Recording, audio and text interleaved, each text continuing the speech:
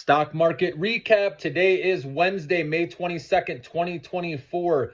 Do you guys know of any important earnings reports that happened today? Oh yeah, NVDA, of course, duh. But hey, did you play this report? Did you buy the stock before? Did you buy after and after hours? Drop me a comment below, let me know.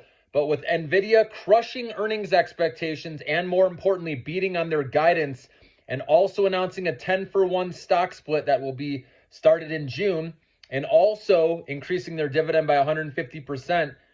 What a great report. And guess what's going to happen from this? Other AI stocks are going to continue to rally, okay? So I personally would look at every company that works with NVIDIA and pick the ones that you like the most. So for me, I like Micron. Obviously, they provide the memory for all these chips, okay? And we'll work with, the Blackwell chips.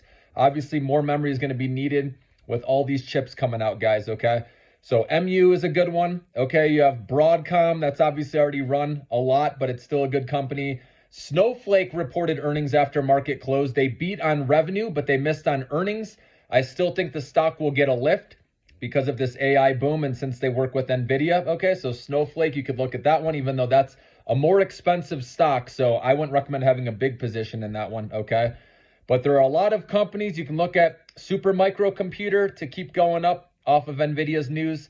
AMD is a competitor, so it's up for debate on which direction that will go. I still think it'll catch a lift, but I know that one's hard because they're a competitor of NVIDIA, okay? But like I said, go through all of the companies that work with NVIDIA or help them make their chips in some way or the process, okay, of making a chip, and those stocks will most likely go up. Obviously, Taiwan Semiconductor, we talked about that.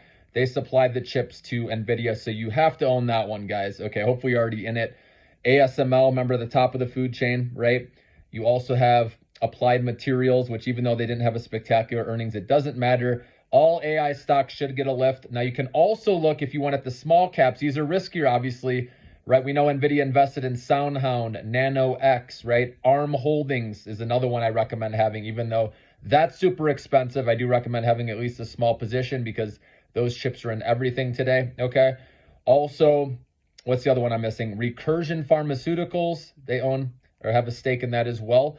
So these are companies, like I said, right now you want to look at because we have another boom here, I think, or another leg up higher with the AI stocks, okay? After NVIDIA's, beating and raising on their earnings. And NVIDIA stock should continue to climb here in the short run, and that should bring up these other AI stocks with it.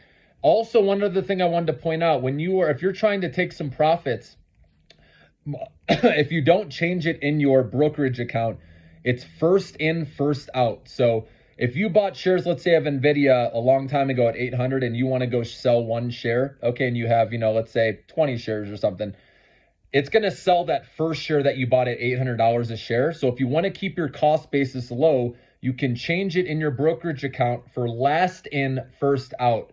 So it'll sell that last share you bought. So when you had 19 shares and you bought that extra share that got you up to 20 shares, it's going to sell that share. And usually that's at a higher price than when you started, right? If you started buying this a long time ago.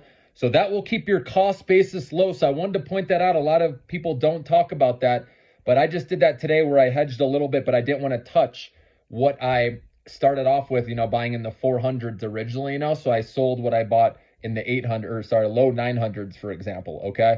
So that's a smart way to keep your cost basis low, especially if you're holding long, right? To get those exponential gains over the long haul, obviously you want your cost basis as low as possible. So have a good night, guys. Let's go AI stocks.